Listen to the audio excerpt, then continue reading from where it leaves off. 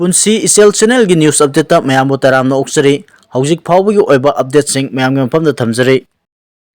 Burma manungda nurse ama toilet manungda masa mathanta diesel hajilaga mai tharaga siram lahari. Kuki village volunteer singna Lamjathang Haokip ta warning pikre. Kuki village volunteer singna thadorpa video footage amage samlapa translation da asomna hairi. Lamjathang Haokip nang aikoi Kuki ijati mingchat thinaba pokpa masani. Ngasi KBB Kuki village volunteer na hairi sini. Nang matung tarakpada maitaiga amuk hana unaraga wari sabagi pau phanglabadi. Nang na lariba Guwahati da oisanu, Delhi da oisanu, KBB na nangaka hatkani.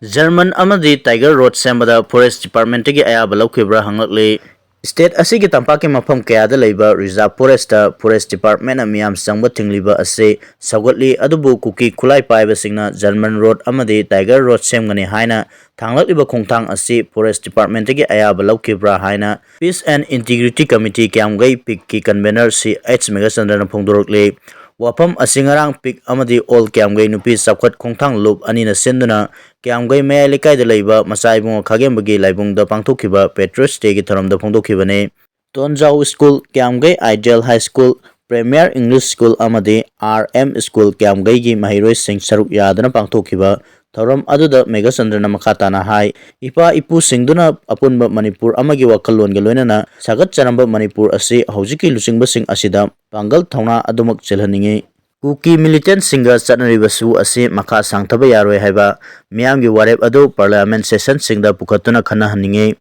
Mahakna hai tampaki mafam kayada laiba Reserve Forest ki mafam singda Forest Department na miyam sangba tingliba ase pikna mapung phana sagatli adubu German Road amadi Tiger Road semgani haina hotnarakliba asida Forest Department gi ayaba laukibra natraga makoina popi thariba forest ki lamsing ase Forest Department na yengsenbagi mathau tadabra haibase asawo wahang ama oi masi lengak natraga mari lenaba singna miyam khangna pakum pifam thoi haike. All kyamgai nupi sakwat thorang loop ki president M Sobetana hai athoba singna kathokiba asigumna ngasigi mirol asinasu ima laiba kidamak kathokpa ngamagi wakalon senma mathau tai maram asina makoibu ikai khumnabu utuna makoigi wakalon adubu matau tamhaunaba thoram ase pangthokpani makoina subiramba maira aduna ngasigi mirolda makoigi thauna adu senba oirasanu haina phongdokhe.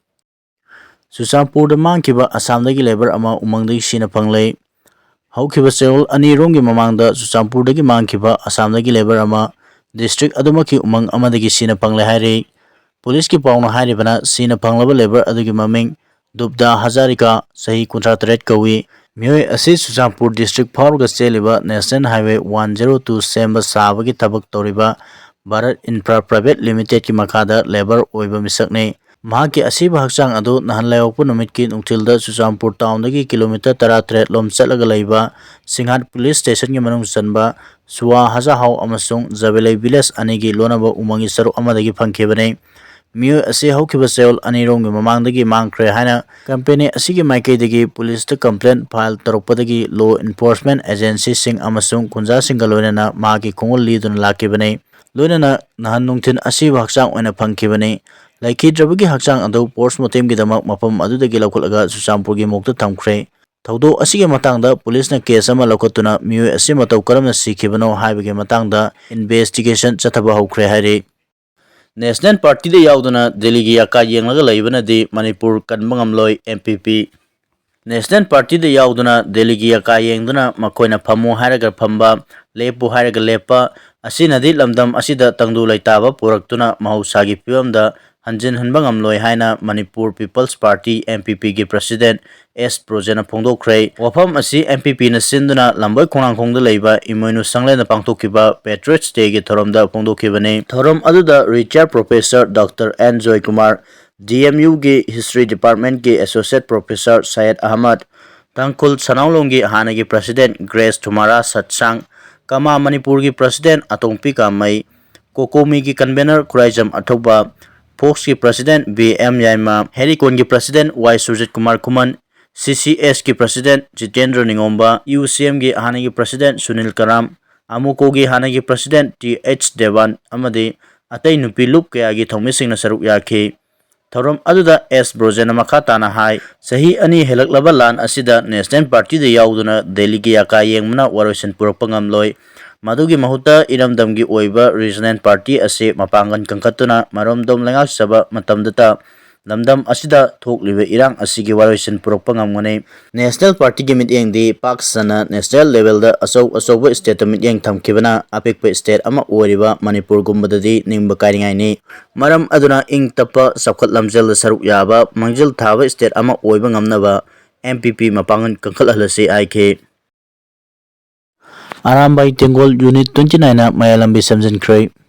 Lengat amatam sanadagi sembidabana maram oiraga miyamna noma kangdana kudongtiba kaya mayoknariba mayalambi Arambai Tengol na samjinba hokre ngarang kesam thongdagi yang thang pawbada leiba Arambai Tengol Unit 29 na August 12 athoba singining sing numit ka mari lenana mayalambi ki soklaba kongkut sing samjinba hokhiba aduga mari lenana Arambai Tengol Unit 29 gi commander Ramesh Songthamna haikibada tawaina ponta pikraba athoba ipa ipu singi mafamda awangma thakta ikai kumnaba utpo oina Arambai Tengol gi lusingba koronganba kuman nga tanaraga mayai lambi semgi khongtang asi pakatpani lambi asi matam sanadagi sembidaba maramna lambi asida satok sasen tauba mioi singda toina accident thokpa maramna asok apan misi mina kaya yarokle Pibum asi yoklaba phawba lengakna sembidaba maramna laikai gi mioi singna Arambai Tengol Unit 29 da lambi asi sembinaba harakpadagi JCP ama roller ama amadi timper mari sinaraga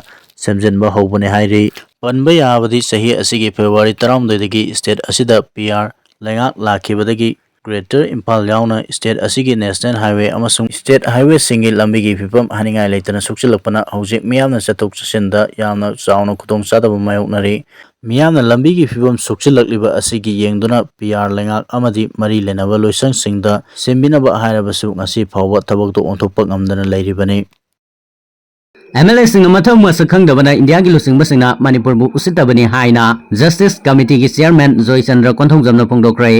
MLA सिंह मथम मसखंगदबा अमदि ममा लेबाक नुंगसिबो वातपना मरम ओइरगा India की लुसिंगबसिंगना मणिपुर की मियामबु उसितबनी हाइना जस्टिस कमिटी की चेयरमैन जोय चंद्र कोंथोंजमना फोंदोक्रे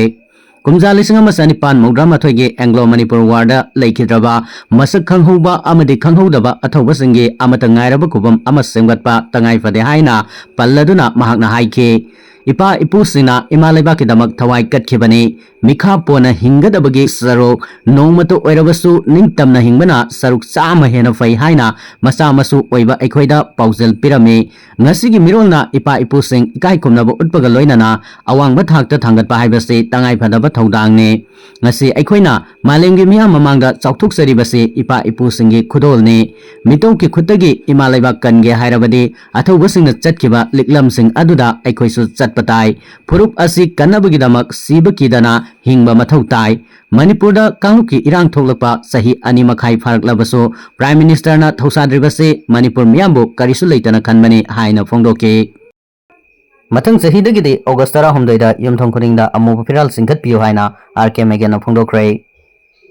Mathangi olakpa sahidagidi August 13 athauba singi numit asibu ningsingbo oina lamdam asigi yumthong khudingda amuba firal singkhatuna tungi mirolda pausel pirasi haina UNLF की हानगी chairman RK Megan Allies Sanayai mana phongdokre wapam asi ngasi atobasing numit kamari leinana isam yaisam pata leiba Bertiken Rajit ke mongphamda haikat leikat tambagi thoronga mari leinana Megan na paumisingda phongdokhibani mahana makhata na hai kumjali singamaga sanipan modrama thoida thokiba thodok singasi Manipur gi puwari gi khwaidagi maru oiba tangkak singi manungda amane Tawdok adugi ningsing thoram ngasidi state asida amasung atai atopa state kharada organization amadi ranai miu singna sillaga pangthoknare loinana state function ama oinasu Manipur dadi pangthokle numit asigi hodokpada yakai role oina sangnariba pari imom samu pangal basa hairiba isai ase haukhiba kumja lisinga masamapan humphuma pandagi thoram asida saknabagi damak semkhibane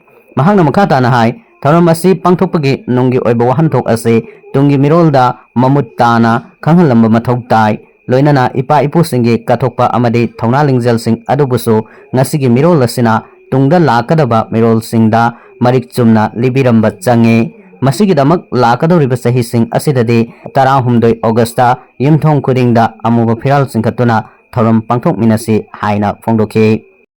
Arambai gi lusing purel korongan bakuman ge update amada sumna thamlaklei madude Tengoloi singda ina haizaning bade ꯀꯥꯟꯅꯗꯕꯗ ꯑꯣꯟꯁꯤꯟꯅꯒꯅꯨ ꯑꯩꯈꯣꯏꯒꯤ ꯇꯧꯒꯗꯕ ꯊꯕꯛ ꯊꯧꯔꯝꯗ ꯃꯥꯏ ꯑꯣꯟꯁꯤꯟꯁꯤ ꯃꯩꯇꯩ ꯃꯁꯦꯜ ꯍꯨꯟꯅꯕꯗ ꯑꯩꯈꯣꯏ ꯌꯥꯎꯒꯨꯝꯁꯤ ꯑꯩꯈꯣꯏꯗ ꯊꯤꯅ ꯉꯥꯡꯂꯛꯂꯁꯨ ꯊꯕꯛꯅ ꯎꯠꯁꯤ ꯃꯔꯥꯏꯅ ꯏꯀꯥꯏꯖꯔꯛꯀꯅꯤ ꯑꯄꯤꯛꯄ ꯋꯥꯈꯜ ꯃꯆꯥ ꯈꯟꯒꯨꯝꯁꯤ ꯑꯩꯈꯣꯏꯒꯤ ꯚꯤꯖꯟ ꯌꯥꯝꯅ ꯆꯥꯎꯏ ꯍꯥꯏꯅ ꯊꯝꯂꯛꯂꯤ ꯑꯇꯣꯞꯄ ꯑꯞꯗꯦꯠ ꯑꯃꯗꯅ ꯑꯁꯨꯝꯅ ꯊꯝꯂꯛꯂꯤ ꯃꯗꯨꯗꯤ ꯏꯆꯦ ꯏꯆꯜꯁꯤꯡꯗ ꯏꯟꯐꯣꯔꯃꯦꯁꯟ ꯑꯃꯠꯇ ꯄꯤꯖꯒꯦ ꯁꯥꯏꯕꯔꯒꯤ ꯃꯇꯥꯡꯗ ꯖꯨꯠ ꯆꯥꯗꯕ WhatsApp ꯒ꯭ꯔꯨꯞꯇ ꯅꯪꯒꯤ ꯐꯣꯇꯣ ꯍꯥꯞꯂꯒ ꯅꯥꯀꯟꯗ ꯐꯤ ꯊꯣꯡꯗꯕ ꯍꯛꯆꯥꯡ ꯑꯗꯨ ꯅꯪꯒꯤꯅꯤ ꯍꯥꯏꯗꯨꯅ ꯅꯪꯒꯤ ꯅꯝꯕꯔ ꯍꯥꯞꯂꯒ ꯖꯨꯠ ꯆꯥꯗꯕ ꯒ꯭ꯔꯨꯞꯇ ꯁꯦꯌꯔ ꯇꯧꯔꯛꯀꯅꯤ ꯃꯇꯝꯗꯨꯗ ꯖꯨꯠ ꯆꯥꯗꯕ ꯀꯌꯥꯅ ꯅꯪꯕꯨ ꯂꯥꯟꯅ ꯈꯟꯗꯨꯅ ꯀꯣꯜ ꯇꯧꯔꯛꯀꯅꯤ ꯑꯗꯨꯅ ꯑꯍꯥꯟꯕꯗ ꯑꯟꯅꯣꯟ ꯅꯝꯕꯔ ꯄꯥꯏꯕꯤꯒꯅꯨ ꯂꯤꯡ ꯑꯃꯠꯇ ꯆꯪꯕꯤꯒꯅꯨ ꯒ꯭ꯔꯨꯞꯇ ꯍꯥꯄꯛꯄꯒ ꯒ꯭ꯔꯨꯞ ꯑꯦꯛꯁꯤꯠ ꯇꯧꯕꯤꯌꯨ WhatsAppꯇ ꯚꯤꯗꯤꯑꯣ ꯀꯣꯜ ꯇꯧꯁꯜꯂꯛꯀꯅꯤ ꯃꯗꯨ ꯄꯥꯏꯈꯠꯄꯤꯒꯅꯨ ꯄꯥꯏꯈꯠꯂꯕꯁꯨ ꯐ꯭ꯔꯟꯠ ꯀꯦꯃꯦꯔꯥ ꯈꯨꯠꯅ ꯃꯦꯟꯁꯤꯟꯕꯤꯌꯨ ꯀꯔꯤꯒꯨꯝꯕ ꯅꯪꯒꯤ ꯁꯛ ꯎꯈ꯭ꯔꯕꯗꯤ ꯃꯈꯣꯏꯅ ꯁ꯭ꯀ꯭ꯔꯤꯟ ꯔꯦꯀꯣꯔꯗꯤꯡ ꯇꯧꯔꯒ ꯖꯨꯠ ꯆꯥꯗꯕ ꯚꯤꯗꯤꯑꯣ ꯑꯃ एडिट तौरगा नंगिनी हाइना थगतकनी हाइना ब्लैकमेल तौरकनी कॉल हंजन हंजन तौरकनी वायरल चटहनगनी हाइदुना किहनगनी मदु अमत मवा लौगनु ब्लॉक तौसिनको मखोइसे मपानदा ngakta lei haiduna moi kiba khangdre section biu pangano haina thamlakpane